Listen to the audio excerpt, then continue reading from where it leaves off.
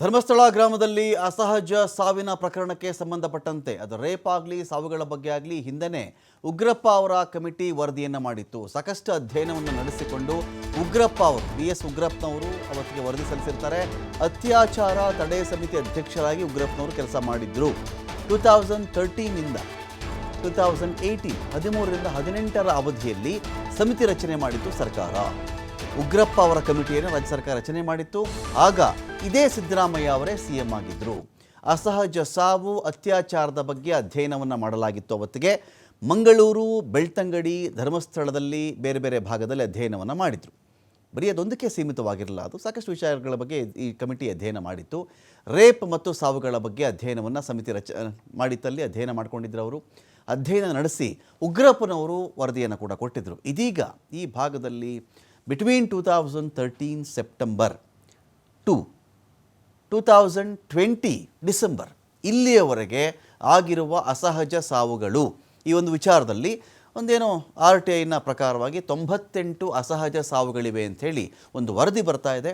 ಇದೇ ವಿಚಾರದಲ್ಲಿ ಇದೀಗ ಉಗ್ರಪ್ಪನವರು ಈ ಹಿಂದೆ ಕೊಟ್ಟಿದ್ದಂಥ ವರದಿ ಮತ್ತೆ ಮುನ್ನೆಲೆಗೆ ಬರ್ತಾ ಇದೆ. ಇಲ್ಲಿ ಉಗ್ರಪ್ಪನವರೇನು ವರದಿ ಕೊಟ್ಟಿದ್ರು ಅವತ್ತು, ಅಸಹಜ ಸಾವುಗಳು, ಅತ್ಯಾಚಾರ, ಕೊಲೆ, ಈ ಥರದೆಲ್ಲ ವಿಚಾರಗಳಿತ್ತಲ್ಲ.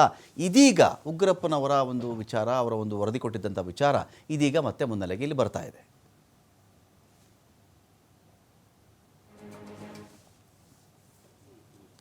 ಶರಣಪ್ಪ ಮಟ್ಟೂರು, YSV ದತ್ತ, ಗೋವಿಂದ. ನೋಡಿ, ಇಡೀ ರಾಜ್ಯವೇ ಬೆಚ್ಚಿ ಬೀಳಿಸುವಂತಿದೆ ಕರಾವಳಿಯ ಅಸಹಜ ಸಾವುಗಳ ಕೇಸ್. 2013ರಿಂದ 2020ರವರೆಗೆ ಬರೋಬ್ಬರಿ 98 ಅಸಹಜ ಸಾವುಗಳಾಗಿರ್ತವಲ್ಲಿ. 98 ಅಸಹಜ ಸಾವುಗಳು. ಇದರಲ್ಲಿ ನಾವು ಉಗ್ರಪ್ಪ ಅವ್ರನ್ನ 18ಗೆ ನಾವು ಲಿಮಿಟ್ ಮಾಡೋಣ. 2013ಇಂದ ನಾವು 18ಕ್ಕೆ ಅವ್ರು ಲಿಮಿಟ್ ಮಾಡಿಕೊಂಡ್ರೆ ಅದಾದಮೇಲೆ ಇನ್ನು 2 ವರ್ಷಗಳ ಕಾಲ ಅದು ಬೇರೆ ವಿಚಾರ. ಸೊ ಟೋಟಲ್ ಆಗಿ ಈ 7 ವರ್ಷಗಳ ಅವಧಿ ಇದೆಯಲ್ಲ, 13ರಿಂದ 18 ಅಂತ ಬಂದಾಗ ಸಿದ್ದರಾಮಯ್ಯನವರ ಆಳ್ವಿಕೆ 5 ವರ್ಷಗಳು ಅವಾಗಲೇ ಬರ್ತವೆ. ಅವ್ರು ಫಸ್ಟ್ ಟರ್ಮ್ ಇತ್ತು ಆವಾಗ.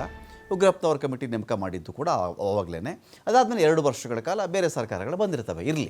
ಸೊ ಈ 7 ವರ್ಷಗಳಿಂದ ಚೆಕ್ ಮಾಡಿಕೊಂಡಾಗ 98 ಅಸಹಜ ಸಾವುಗಳಿವೆ. ಆಗ ಪ್ರವಾಸಕ್ಕೆ ಬಂದವರು, ಪಾಲಿಟೆಕ್ನಿಕ್ ಕಾಲೇಜಿನ ವಿದ್ಯಾರ್ಥಿಗಳು, ಕ್ಷೌರಿಕರು, ಅಪರಿಚಿತ ಗಂಡು ಅಪರಿಚಿತ ಹೆಣ್ಣು ಮಕ್ಕಳ ಅಸಹಜ ಸಾವು ಇಲ್ಲಾಗ್ತಾ ಇತ್ತು. ಉಜಿರೆ, ಬೆಳ್ತಂಗಡಿ ಠಾಣೆಗಳಲ್ಲಿ ಬರೋಬ್ಬರಿ 98 ಅಸಹಜ ಸಾವುಗಳ ಪ್ರಕರಣ ಇದೆ. ಅಲ್ಲಿ 2013 ಸೆಪ್ಟೆಂಬರ್ 10ರಿಂದ 2020 ಡಿಸೆಂಬರ್ವರೆಗೆ ಈ ಸಾವುಗಳಾಗಿದೆ. ಏನಕ್ಕಾಯ್ತು ಈ ಸಾವು? ಏನೋ ಒಂದಲ್ಲಿ ಸಾವಾಯಿತು ಅಂದರೆ ಒಂದು ಭಾಗದಲ್ಲಿ, ಒಂದು ಜಾಗದಲ್ಲಿ ಸಾವೇ ಆಗಬಾರ್ದಾ? ಆಗುತ್ತೆ. ಬೆಂಗಳೂರಲ್ಲೂ ಸಾವಾಗುತ್ತೆ, ಮಾರ್ಕೆಟಲ್ಲೂ ಸಾವಾಗುತ್ತೆ, ಮೆಜೆಸ್ಟಿಕ್ಕಲ್ಲಿ ಕೂಡ ಆಗುತ್ತೆ, ಬೇರೆ ಬೇರೆ ಜಿಲ್ಲೆಗಳಲ್ಲೂ ಸಾವಾಗ್ತವೆ. ಆಗಿದ್ದ ಸಾವುಗಳೆಲ್ಲ ಕೊಲೆನೇನಾ ಗೊತ್ತಿಲ್ಲ. ಡಿಸೆಂಬರ್ವರೆಗೆ ನಾನು ಹೇಳ್ತಾ ಇದ್ದಲ್ಲ, 7 ವರ್ಷಗಳಲ್ಲಿ 2020ರ ಡಿಸೆಂಬರ್ವರೆಗೆ ನಾವು ಕನ್ಸಿಡರ್ ಮಾಡಿದಾಗ ಜಿಗುಪ್ಸೆಯಿಂದ ಸತ್ತು ಹೋಗಿರೋರು ಇದ್ದಾರೆ, ಅನಾರೋಗ್ಯದಿಂದ ಸತ್ತು ಹೋಗಿರೋರು ಇದ್ದಾರೆ, ಕೊಲೆ, ಕುಡಿತ, ವಿಷ ಸೇವನೆ, ಹೃದಯಾಘಾತ, ಕೆರೆಯಲ್ಲಿ ಸ್ನಾನ ಮಾಡಬೇಕಾದ್ರೆ ಆಕಸ್ಮಿಕವಾಗಿ ನೀರಿಗೆ ಬಿದ್ದಾಗ ಈಜು ಬರದೆ ಸಾವನ್ನಪ್ಪಿದ್ದಾರೆ. ಪರೀಕ್ಷೆಯಲ್ಲಿ ಫೇಲ್ ಆದವರು ಕೂಡ ನೇಣು ಹಾಕ್ಕೊಂಡು ಇದೇ ಭಾಗದಲ್ಲಿ ಸತ್ತು ಹೋಗಿದ್ದಾರೆ. ಈ ರೀತಿಯ ಪ್ರಕರಣಗಳು 98 ಅಸಹಜ ಸಾವುಗಳ ಪಟ್ಟಿಯಲ್ಲಿ ಬರ್ತವೆ.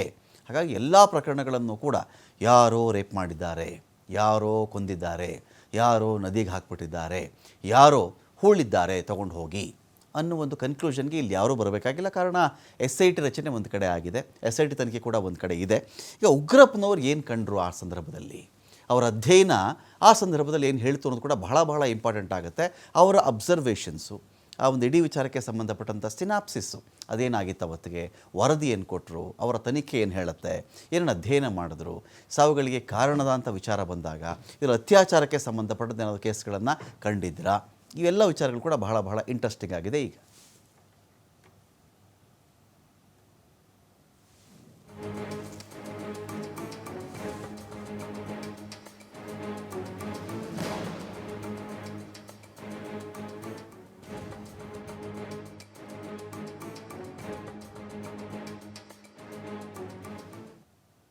ನಾವು ನೋಡ್ತಾ ಇದ್ದೀವಿ ಇಲ್ಲಿ ಉಗ್ರಪ್ಪನವರ ಸಮಿತಿ ಅವತ್ತಿಗೆ ಕೊಟ್ಟಂಥ ವರದಿಗಳು. ಇಲ್ಲೇನಾಗುತ್ತೆ, ಎಲ್ಲವನ್ನೂ ಯಾರ್ದೋ ತಲೆ ಕಟ್ಟಬೇಕು ಆ ಉದ್ದೇಶ ಯಾರಿಗೂ ಇಲ್ಲ.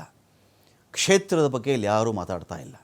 ಕ್ಷೇತ್ರ, ದೈವ, ಅಣ್ಣಪ್ಪ, ದೇವರು, ನಾವು ಯಾರೂ ಇದ್ರ ಬಗ್ಗೆ ಇಲ್ಲಿ ಮಾತನಾಡಲಿಕ್ಕಿಲ್ಲ. ಆ ವಿಚಾರಗಳು ಬೇರೆ. ಯಾರೋ ಕೊಲೆಗಡಕ ಇದ್ದಾನೆ, ಇನ್ಯಾರೋ ಒಬ್ಬ ಅತ್ಯಾಚಾರಿ ಇದ್ದಾನಿಲ್ಲಿ ಅಂತ ಬಂದಾಗ ಅವನಿಗೆ ಶಿಕ್ಷೆ ಆಗಬೇಕು. ಇವುಗಳಲ್ಲಿ ಎಲ್ಲರೂ ಕೇಳ್ತಿರೋದು ಏನು ಅಂತ ಬಂದಾಗ ಒಬ್ಬ ಬಂದಿದ್ದಾನೆ, ಒಬ್ಬ ಅನಾಮಿಕ ಬಂದಿದ್ದಾನೆ, ಅನೇಕ ಶವಗಳು ನಾನು ಹೂತು ಹಾಕಿದ್ದೀನಿ ಅಂತ ಆ ಮನುಷ್ಯ ಹೇಳ್ತಾ ಇದ್ದಾನೆ. ನನಗೆ ಹೂತು ಹಾಕು ಅಂತ ಯಾರು ಹೇಳಿದ್ರು, ಕೆಲವು ಕೊಲೆಗಳು ಅಂತ ಅನಿಸ್ತಿತ್ತು, ಅತ್ಯಾಚಾರದ ಅನಿಸ್ತಿತ್ತು ನನಗೆ, ಅದನ್ನು ನಾನು ಹೂತು ಬಿಟ್ಟಿದ್ದೀನಿ, ಪಾಪ ಪ್ರಜ್ಞೆ ನನಗೆ ಕಾಡ್ತಾ ಇದೆ ಅಂತ ಒಬ್ಬ ಮನುಷ್ಯ ಹೇಳಿದ್ನಲ್ಲ. ಅದು ಹೇಳಿದ ಮೇಲೆ ಹಾಗಾದರೆ ದೂರುಗಳಾಗಲಿಲ್ವಾ? ಒಬ್ಬನೇ ಮನುಷ್ಯನ ಇವತ್ತಿಗೆ ಎದ್ದು ಬಂದಿರೋದು? ಎಷ್ಟೊಂದು ಜನ ನಾನು ಹೂತಿದ್ದೀನಿ ಅಂತ ಹೇಳಿದಾಗ ಯಾವ ವ್ಯಕ್ತಿಗಳು ಸತ್ತು ಹೋಗಿದ್ರೋ, ಅತ್ಯಾಚಾರಕ್ಕೆ ಒಳಗಾಗಿ ಸತ್ತು ಹೋದರೋ, ಆಕಸ್ಮಿಕವಾಗಿ ಸತ್ತು ಹೋಗಿರಬಹುದು, ಅವ್ರ ಕಡೆಯವರು ಯಾರಾದರೂ ಬಂದು ದೂರು ದಾಖಲು ಮಾಡಿರಬೇಕಲ್ಲ, ಕಂಪ್ಲೇಂಟ್ ಕೊಟ್ಟಿರಬೇಕಲ್ಲ.